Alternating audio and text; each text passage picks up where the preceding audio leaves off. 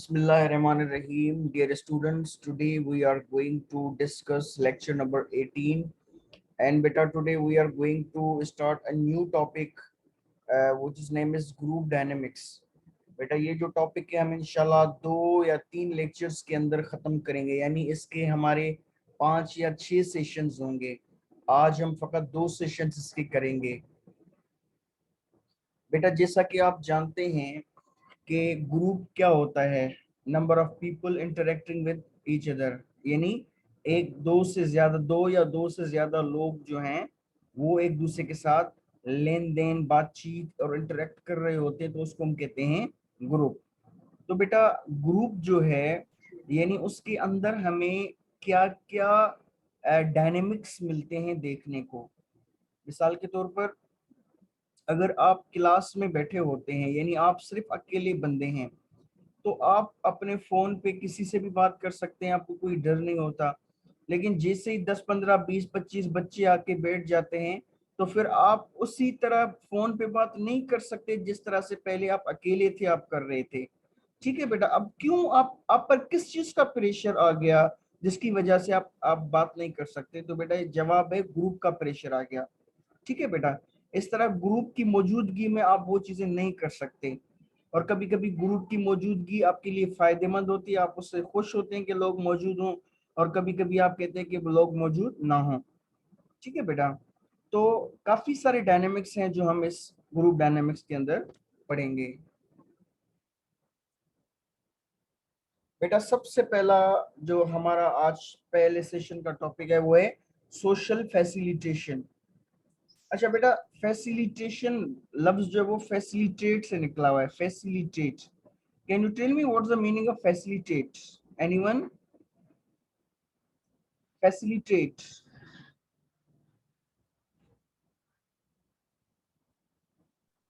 Hello. फायदा पहुंचाना। Availability of needy things, sir. जी बेटा। Hello. Availability of needy things. अच्छा बेटा, फैसिलिटेट कहते हैं दूसरे को सर फायदा पहुंचाना। सपोर्ट करना, हाँ कह सकते हैं, दूसरे को सपोर्ट करना, दूसरे को आसानियां देना। ठीक है, इसको हम कहते हैं फैसिलिटेट। तो सोशल फैसिलिटेशन यानी आपका जो ग्रुप होता है कभी कभी आपको फैसिलिटेट करता है। फैसिलिटेट करता है यानी आप जो चीज चाहते हैं उसको पाने के लिए वही आपका ग्रुप आपको हेल्प कर रहा होता है। मिसाल के तौर पर आपने बहुत अच्छी तकरीर तैयार की है, बहुत अच्छी प्रेजेंटेशन तैयार की है, अब आप क्या कहेंगे, यानी आपने बड़ी बेहतरीन अंदाज से आपने उसकी प्रैक्टिस भी की है। अब आप क्या कहेंगे कि क्लास में सिर्फ 2-3 बच्चे आए या पूरी क्लास मौजूद हो आपके तकरीर वाले दिन? पूरी क्लास। यानी जब आप अच्छे से प्रिपेयर होते हैं, जो चीज आपको दूसरे लोगों के सामने पेश करनी है, अगर वो सिंपल है और आपने वेल प्रिपेयर्ड भी है उस चीज के लिए, तो आप कहेंगे पूरा ग्रुप हो। और जब पूरा ग्रुप पूरा क्लास आपके लिए खड़े होकर तालियां बजाएगा, तो आप उस दिन हवा में उड़ रहे होंगे। तो इस सिचुएशन में आपका ग्रुप आपको फैसिलिटेट कर रहा है, सपोर्ट कर रहा है, हेल्प कर रहा है। इस कंडीशन को हम कहते हैं social facilitation. Number 1, group.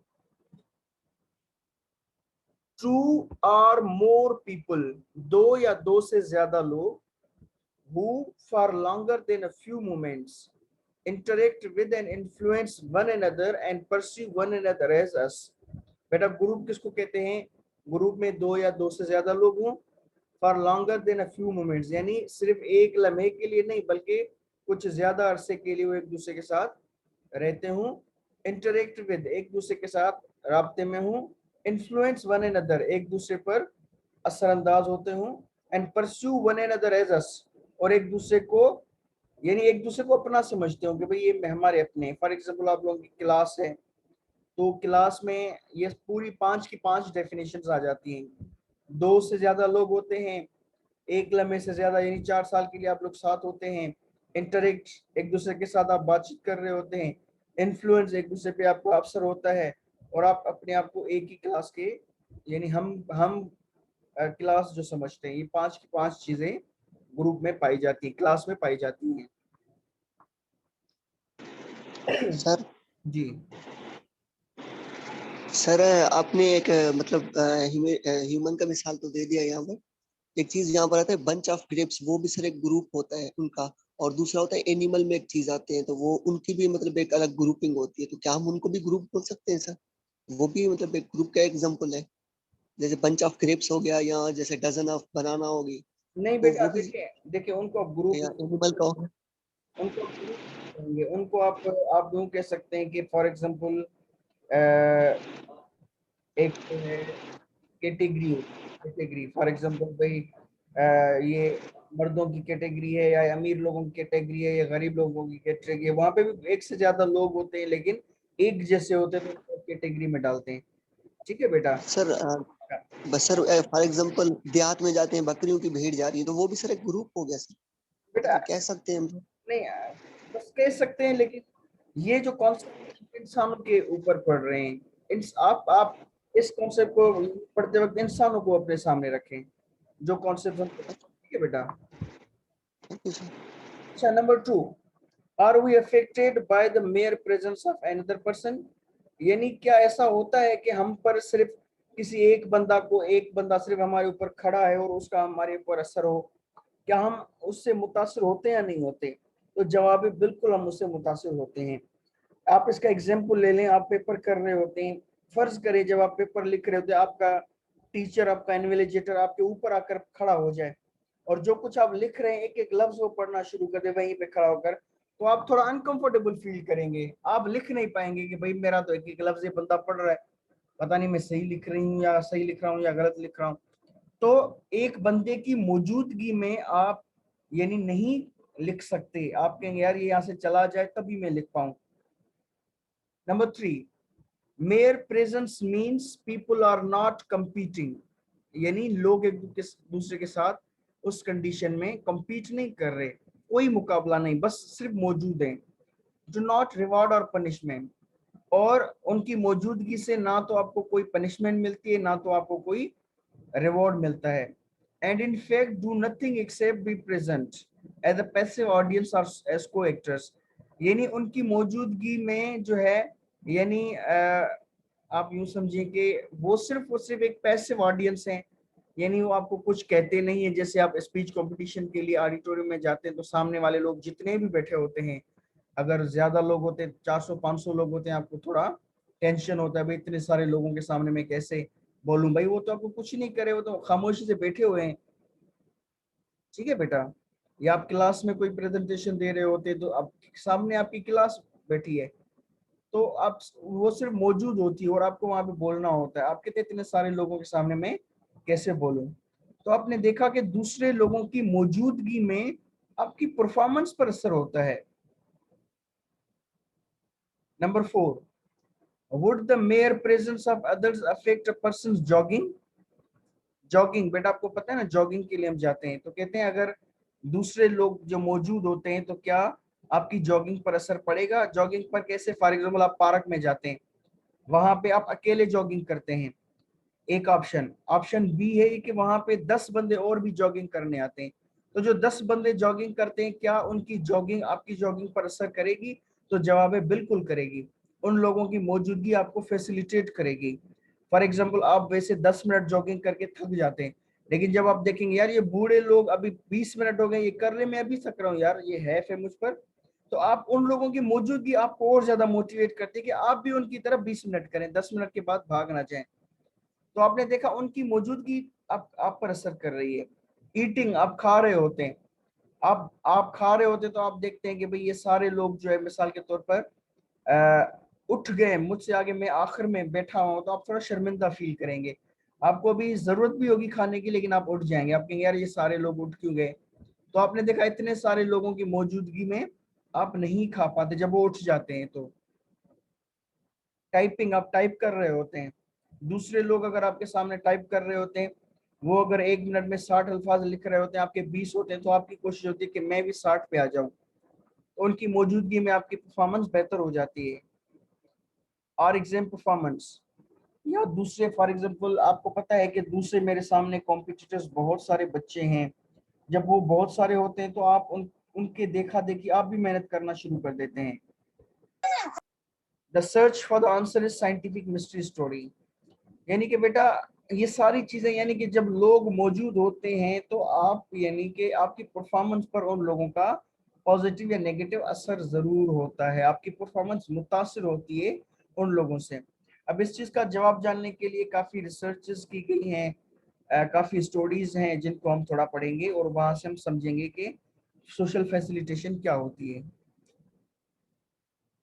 The mayor, sir बेटा सर जब हम कोई स्टोरी या नॉवेल वगैरह पढ़ रहे होते हैं तो कोई और दो तीन और बंदे आए और वो किसी और टॉपिक पर बात करे तो हम पढ़ना छोड़ देते हैं उनकी वजह से। जी बिल्कुल बिल्कुल बिल्कुल। यानी आप भी फिर उन उन लोगों की, यानी उन लोगों को ज्वाइन करते हैं, आप अपनी एक्टिविटी छोड़ देते हैं। तो ये है ग्रुप सोशल फैसिलिटेशन। अच्छा बेटा, the mere presence of others, यानी दूसरे लोगों की सिर्फ वहां पे मौजूदगी से आप पर क्या असर पड़ता है। Number 1, more than a century ago, 100 साल पहले, नॉर्मन ट्रिपलेट, बेटा ये एक साइकोलॉजिस्ट था नॉर्मन ट्रिपलेट, 1898 में, a psychologist interested in bicycle racing. यानी इसकी दिलचस्पी थी, ये जो साइकिलें नहीं लोग चलाते, साइकिलों में पे फिर 10-10 लोग एक साथ साइकिल चला रहे होते हैं। ठीक है, तो इसने इन इन 10 लोगों को, एक लोग को स्टडी किया, फिर 10 लोगों को स्टडी किया कि भाई आया 10 लोगों की मौजूदगी में एक जो साइकिल चला रहा था उसकी साइकिलिंग की रेस पर असर पड़ती या नहीं पड़ती। नोटिस, उसने नोट किया that cyclists times were faster when they race together than when each one raced alone against the clock. यानी ये कहता है कि जब वो 10 लोग एक दूसरे के साथ एक ही रोड पर एक ही वक्त पे साइकिल चला रहे होते हैं तो आपकी रेस पर असर पड़ रहा होता है। यानी आप दूसरों की देखा देखी देखते हैं कि भाई सारे लोग मुझसे आगे निकलते जा रहे हैं, आप भी फिर तेजी के साथ पैडल चलाते हैं ताकि आप भी दूसरों के उसमें पहुंच जाएं, आप पीछे ना रह जाएं। ठीक है बेटा, तो दूसरों की मौजूदगी में आपकी परफॉर्मेंस तेज हो गई। लेकिन जब अकेले आप कर रहे थे तो आप अकेले बहुत स्लो चल रहे थे, आप पर कोई फर्क ही नहीं था। Number 2, before he pedalled his hunch that others presence boost performance, Triplett conducted one of social psychology's first laboratory experiments. यानी इसको आइडिया तो था कि भाई दूसरे लोगों की मौजूदगी में आपकी परफॉर्मेंस ज्यादा तेज हो जाती है, दूसरे लोग आपको तेज कर देते हैं, लेकिन इसने तजुर्बा करना चाहा इस बात पर, laboratory experiment. Number 3, children told to wind string on a fishing reel as rapidly as possible wound faster when they walked with co-actors than when they walked alone। बेटा बच्चों को इसने बुलाया और कहा, एक अकेले बच्चे को कहा, अकेले अकेले बच्चे को कहा कि भाई ये जो फिशिंग रील है इसको आप जो है वो बांधना शुरू कर दें, यानी इसको आप लपेटना शुरू कर दें। जैसे एक होती है ना फिशिंग रील, तो आपको पता है ये जो मछली को पकड़ने का जो धागा होता है एक उसमें होता है, उसको आप यानी घुमाते हैं तो वो उसमें लपेटता जाता है, इसको हम फिशिंग रील कहते हैं। जब अकेले बच्चे को कहा गया कि भाई तुम करो, तो उस बच्चे की स्पीड उतनी तेज नहीं थी, लेकिन जब एक से ज्यादा यानी 10 या 15 बच्चों को साथ बिठाया गया और कहा गया कि भाई आप अब उसको रील को यानी लपेटना शुरू कर दें, तो स्पीड बहुत ज्यादा थी, क्योंकि दूसरे बच्चे, एक बच्चा दूसरे बच्चों की देखा देखी तेजी करता, वो तेज हो जाता तो उसकी तेजी को देखकर दूसरे तेज हो जाते, तो उनकी स्पीड तेज हो गई थी दूसरे लोगों की मौजूदगी में। Number 4, but wait, other studies reveal that on some tasks the presence of others hinders performance। यानी बेटा ऐसा नहीं है कि दूसरे लोगों की मौजूदगी में आपकी परफॉर्मेंस हमेशा तेज ही हो, कुछ चीजें ऐसी होती हैं जिनमें आपकी परफॉर्मेंस तेज हो जाती है। जैसे मैंने आपको कहा कि सिंपल सिंपल चीजें हों जिसमें माइंड अप्लाई नहीं करना पड़ता, सिर्फ हाथों को हिलाना पड़ता है। ठीक है बेटा, और सिंपल सिंपल चीजें हों जिसके लिए आपको ज्यादा सोचना नहीं पड़ता, दिमाग इस्तेमाल नहीं करना पड़ता, उन चीजों में बेटा आपकी परफॉर्मेंस हमेशा बेहतर हो जाती है दूसरे लोगों की मौजूदगी में। लेकिन बाकी के टास्क जो होते हैं, जो कि थोड़े कॉम्प्लेक्स होते हैं, थोड़े मुश्किल होते हैं, थोड़ा आपको दिमाग लड़ाना पड़ता है, उन चीजों पे आपका दिमाग जो है दूसरों की मौजूदगी में सुस्त हो जाता है, यानी आपकी परफॉर्मेंस सुस्त हो जाती है दूसरे लोगों की मौजूदगी में। जी बेटा, मुझे कौन बताएगा कि दूसरे लोगों की मौजूदगी में आपकी परफॉर्मेंस पे क्या असर पड़ता है? क्या आपने सीखा अभी तक? हेलो। Hello sir. सर जी बेटा। सर या इसका सर मतलब यही है कि लोग, आवाज आ रही है मेरी? बेटा आपकी आवाज ठीक से नहीं आ रही, बताएं। हेलो बेटा सुन रहे हैं, थोड़ा लाउडली बताएं। सर, इसका मतलब है कि लोग हम पर असरअंदाज होते हैं, चाहे वो सर लोग हम पर असरअंदाज होते हैं, जैसे कि नेगेटिव हो या फिर पॉजिटिव हो। अगर एक मिसाल लें, क्लास में हम एग्जाम दे रहे हैं, अगर हम देखें कोई और स्टूडेंट पेपर उसका हो गया तो हम भी कोशिश करेंगे हम जल्दी जल्दी दें। अगर कोई और अभी तक नहीं किया है उसने, तो हम भी कहेंगे अभी तो टाइम है, उसने नहीं किया तो मैं भी अभी तक कर सकती हूँ। चले क्या ये मिसालात तक आ सकते हैं सर? जी बेटा, बिल्कुल बिल्कुल। अच्छा बेटा, उसके बाद है number 5, others presence damage efficiency at learning complex concepts। यानी जब दूसरे लोग मौजूद होते हैं और आपको कोई मुश्किल काम करना पड़ रहा हो तो दूसरों की मौजूदगी में आप नहीं कर पाते। आप कभी कभी कहते हैं ना, यार चले जाओ, मुझसे काम नहीं होता, यहाँ से थोड़ा हट जाओ, मेरा दिमाग ही काम नहीं करता, आप लोग जब खड़े होते हैं तो। ठीक है बेटा, तो जवाब यहाँ पे आ गया कि जो सादे और सिंपल इजी टास्क होते हैं उन पे आपकी परफॉर्मेंस बेहतर हो जाती है दूसरे लोगों की मौजूदगी में, और जो थोड़े मुश्किल काम होते हैं उनमें आपकी परफॉर्मेंस वीक हो जाती है। तो इससे क्या मकसद हुआ? जब आपको कोई सिंपल काम करना हो तो दूसरे लोगों की मौजूदगी में करें, और जब आपको कोई मुश्किल काम करना हो तो आप उसको तन्हाई में करें। Number 6, most of us can recall feeling trains are excited in front of an audience। यानी कभी कभी हम एक्सक्यूज जो मी है। सर। जी बेटा। सर जैसे कि आपने कहा अभी कि जो मुश्किल काम हो वो तन्हाई में करें, अकेलाई में करें, और जो इजी काम हो वो सबके सामने कर दिया करें। तो सर हम अगर हमेशा ऐसे करते रहेंगे तो वो हेजिटेशन जो होगी, वो इरिटेटिंग पॉइंट हमारे माइंड में जो सेटेड है वो तो खत्म नहीं हो पाएगी ना, जब तक हम दूसरों के सामने वो मुश्किल काम सरंजाम ना दें। जी बेटा, बिल्कुल बिल्कुल आप दुरुस्त फरमाएं, आपकी वाकई भी हेजिटेशन खत्म नहीं होगी, लेकिन अगर आप अभी इनिशियल फेज में हैं, ठीक है, इनिशियल फेज में, तो ये मैं आपको सिर्फ कुलिया बता रहा हूँ कि जब आप तन्हा होते हैं तो मुश्किल काम आप आसानी से कर लेते हैं, लेकिन जब आप उन्हीं कामों को दूसरे लोगों के सामने जाकर करेंगे तो आप वो ठीक से नहीं कर पाएंगे। यानी आपके पास दोनों ऑप्शंस होते हैं। Is it clear? Yes sir, thank you. अच्छा, उसके बाद है नंबर 6, यानी दूसरे लोगों, जब ऑडियंस आपके सामने बैठी होती है तो उसके सामने आप या तो टेंशन का शिकार हो जाते हैं या तो एक्साइटेड हो जाते हैं। अगर आपकी अच्छी तैयारी है तो आप एक्साइटेड हो जाएंगे, यार आज मैं माशाल्लाह बहुत अच्छी परफॉर्मेंस देने जा रहा हूँ, और अगर आपकी तैयारी नहीं है तो आप थोड़ा टेंशन का शिकार हो जाएंगे, यार पता नहीं क्या होगा। नंबर 7, इन अदर्स प्रेजेंस, दूसरे लोगों की मौजूदगी में students took less time to learn a simple maze and more time to learn a complex one. यानी एक और तजुर्बा किया गया जहाँ पे लोगों को बिठाया गया, तो एक जो सिंपल मेज उनको कहा गया कि भाई इसको आप बनाएं, सिंपल मेज को, तो उन्होंने मिनटों में यानी बहुत जल्दी बना ली दूसरे लोगों की मौजूदगी में। लेकिन अगर उनको थोड़ा मुश्किल काम दिया गया तो उसके लिए उन्होंने बहुत ज्यादा टाइम लगाया। Number 8, athletes, actors, and musicians perform well-practiced skills, which helps explain why they often perform best when energized by the responses of a supportive audience। बेटा, ये जो अक्सर म्यूजिशियंस होते हैं, सिंगर्स होते हैं, वो हजारों के मजमे के सामने गाते हैं, परफॉर्म करते हैं, और वो लोगों को यानी एनर्जाइज कर रहे होते हैं कि खड़े हो जाएं, तालियां बजाएं, नाचना शुरू कर दें। तो ये चीज इन लोगों को भी एनर्जाइज कर रही होती है, क्यों? क्योंकि उनकी बहुत अच्छी प्रैक्टिस हुई होती है इन कामों पे। ठीक है बेटा।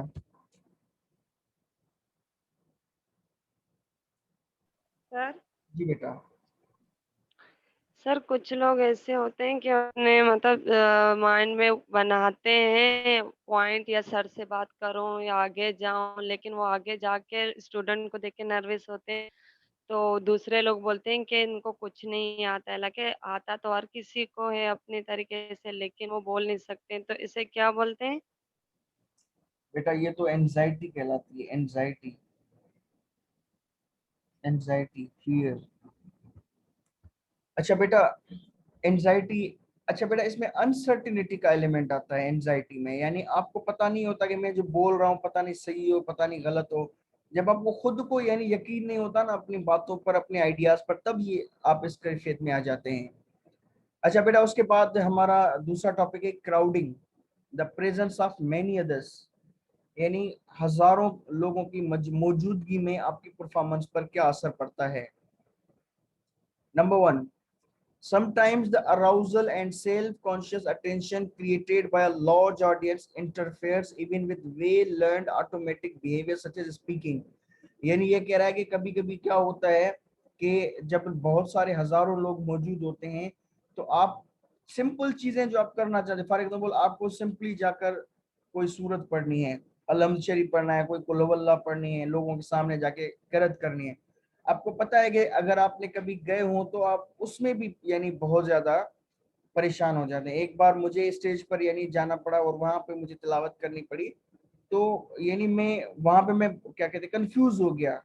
ठीक है, एक सिंपल सी आप वहां पे नहीं पढ़ सकते, यानी थोड़ा कंफ्यूजन का शिकार हो जाते हैं आप।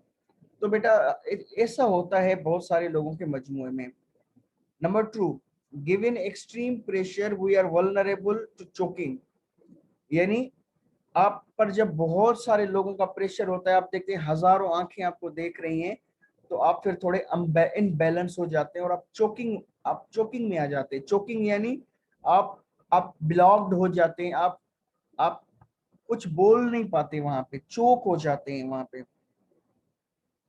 Number 3, perhaps you have noticed that a class of 35 students feels warmer and livelier in a room than seats just 35 then when spread around a room that seats 100। यानी कि बेटा अगर 35 बच्चों को करीब करीब बिठा दिया जाए, एक दूसरे के करीब करीब बिठा दिया जाए, यानी आप लोगों की क्लास की मिसाल ले लें, 35 बच्चे एक ही क्लास में करीब करीब बैठे हों, तो वो थोड़े लिवलियर होंगे, वार्म होंगे, जोश में होंगे, एनर्जाइज्ड होंगे।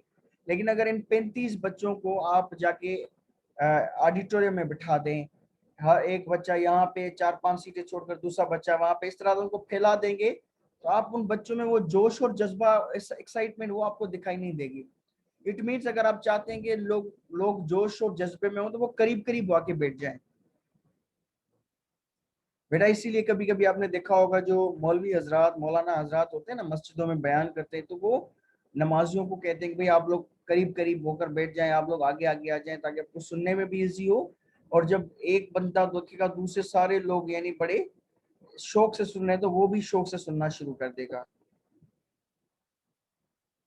Number 4, when others are close by, वे जब दूसरे लोग बहुत करीब होते हैं आपके, we are more likely to notice and join in their laughter and clapping। तो आप क्या करते हैं कि दूसरे लोगों के बिहेवियर को कॉपी करते हैं, तो आप उनको उनको हंसता हुआ देखकर आप भी हंसने लग जाते हैं, और उनको तालियां बजाता हुआ देखकर आप भी तालियां बजाना शुरू कर देते हैं, यानी ये जब लोग करीब होते हैं। बेटा आपने देखा होगा जब सियासी जलसे होते हैं तो लोग खचाखच भरे होते हैं एक दूसरे के पास पास, तो वहां पे एक बंदा नारे मार रहा होता है बड़े गुस्से, बड़े उससे जोश से, उसका जोश दूसरे बंदे में भी आ जाता है, वो भी नारे मारना लगाने शुरू कर देता है। एक डांस करना शुरू कर देता है तो दूसरे भी डांस करना शुरू कर देते हैं। ये सारी चीजें आपको क्राउड में देखने को मिलेंगी। Number 5, evaluation apprehension. अच्छा ये क्यों होता है बेटा, यानी आप जब बहुत सारे लोग होते हैं तो आप चोकिंग का शिकार क्यों हो जाते हैं, क्यों परेशान हो जाते हैं बेटा? उसकी वजह है number 1, evaluation apprehension. Evaluation apprehension यानी ये बात कि भाई दूसरे सारे लोग मुझे देख रहे हैं, उनकी आंखें मुझ पर हैं। बेटा यहाँ पे फिर मैं स्पॉटलाइट इल्यूजन वाली बात करूंगा कि इतने आंखें हमें नहीं देख रही होती, कभी कभी सिर्फ आंखों की डायरेक्शन हमारी तरफ होती है, लेकिन ध्यान उन लोगों का किसी और तरफ होता है। हम जो कुछ कह रहे होते हैं, सुन रहे होते हैं, उनकी तरफ उनके कोई ध्यान ही नहीं होता। लेकिन हम देखते हैं कि अगर आंखें हमारी तरफ देख रहे हैं, इट मीन्स लोग ध्यान से हमें सुन रहे हैं। ऐसा नहीं होता। तो सर इसका मेन रीजन ये होता है कि अब दूसरे सोचे ना सोचे, लेकिन उनका माइंड हम अपने सर पे बिठा लेते हैं और उनकी थिंकिंग से हम अपनी तरफ से सोच लेते हैं, चाहे वो बात सोचे ना सोचे, हम इरिटेट करें ना करें, वेरी लेकिन वो उनकी जो बातें हैं ना, वो भले ना भी करें, लेकिन हम अपने माइंड से नेगेटिविटी पैदा कर देते हैं। जी बेटा एग्जैक्टली। अच्छा, नंबर 5 इवेल्युएशन एप्रीहेंशन, यानी ये डर कि भाई दूसरे सारे लोग मुझे देख रहे हैं। Observers make us apprehensive because we wonder how they are evaluating us.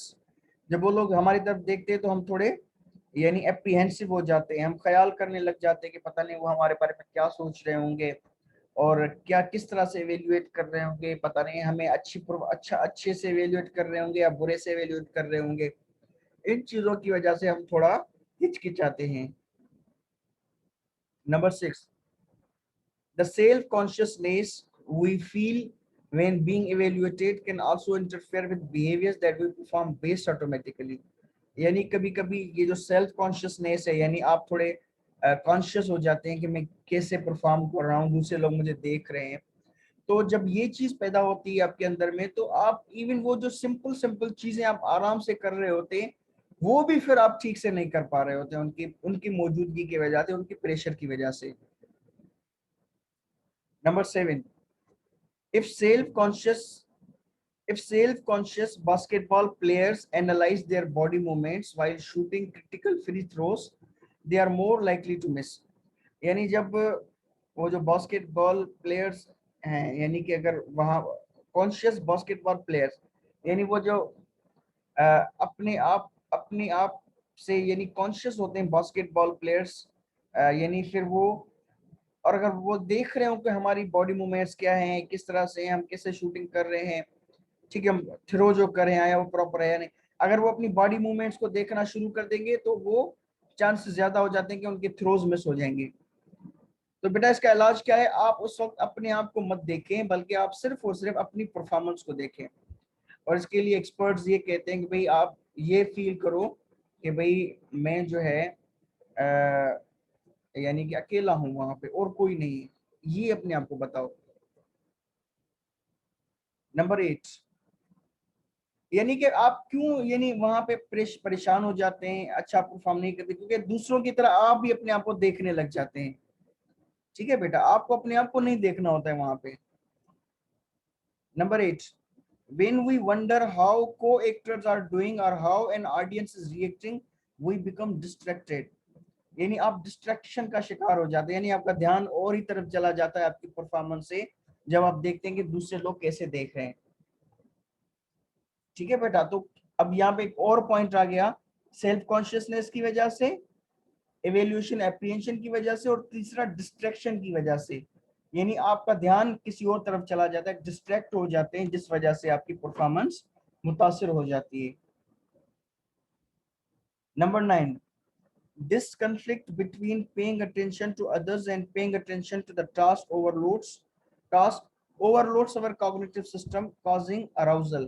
यानी ये क्यों अराउजल क्यों पैदा होता है, खौफ क्यों पैदा होता है कि पता नहीं मैं सही परफॉर्म कर रहा हूं या नहीं कर रहा। आप क्या कर रहे होते हैं कि आप एक ही वक्त में दूसरे लोगों को भी तवज्जो दे रहे होते हैं कि किस तरह से वो लोग रिएक्ट कर रहे हैं, और आप अपने टास्क को भी देख रहे होते हैं।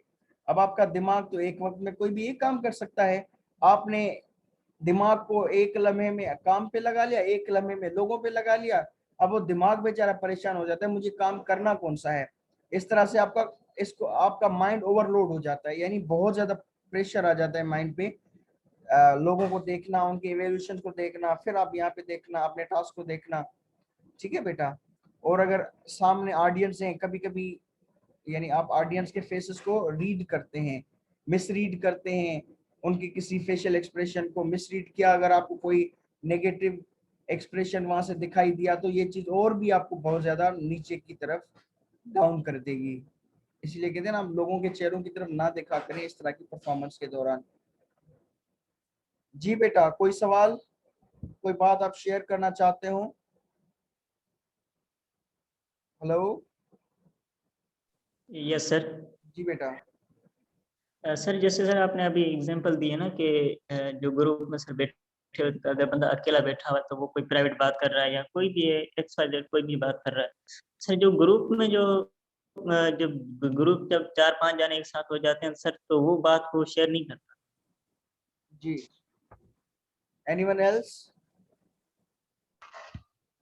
सर हमारे जो सराउंडिंग है उसका बहुत बड़ा असर होता है हमारे, जब हम स्पेशली कोई स्पोर्ट्स खेल रहे होते हैं।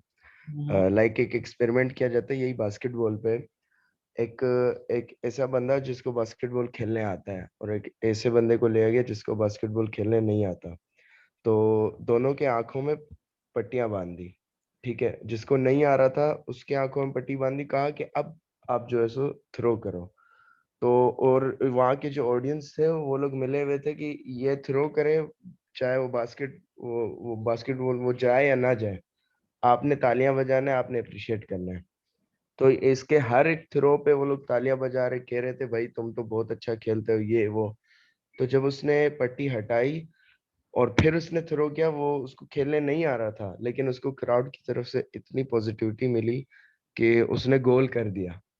और जब एक ऐसा बंदा जिसको आ रहा था खेलने, जो कि खेलता था, उसको आंखों पे पट्टी बंद, मतलब उसको कहा कि आप पट्टी पहने, फिर जब उसने थ्रो किया तो सब ने कहा, सब मतलब इस बात पे सेटलमेंट हुई थी कि आया बॉल जाए ना जाए, आपने इसको डिग्रेड करना है, आपने एक नेगेटिव वाइब बनानी है। तो यही हुआ। इसके जितने गोल्स हो रहे थे ये सब कह रहे थे नहीं नहीं हुआ ये वो, तुम्हें तो खेलने नहीं आता। और जब उसके आंखों से पट्टी हटाई, जब उसको थ्रो करवाया, तो जो जो खेलने वाला बंदा था उससे भी मिस हो गया। सो इट मीन्स कि अगर क्राउड के ऊपर हम ज्यादा फोकस करते हैं और क्राउड की मौजूदगी हमारे परफॉर्मेंस पे बहुत ज्यादा वो करता है, हमारी मतलब परफॉर्मेंस डिपेंड करती है क्राउड के रिएक्शंस पे। माशाल्लाह, बहुत अच्छा एग्जाम्पल आपने बताया मुजम्मिल। बेटा सिद्रा, आपने आज मुजम्मिल की 2 पॉइंट्स मेंशन करनी है पार्टिसिपेंट्स में, ठीक है बेटा? बहुत अच्छी बात आप। Thank you sir, thank you. अच्छा ठीक है बेटा, अब इंशाल्लाह हम सेकंड सेशन में मिलते हैं।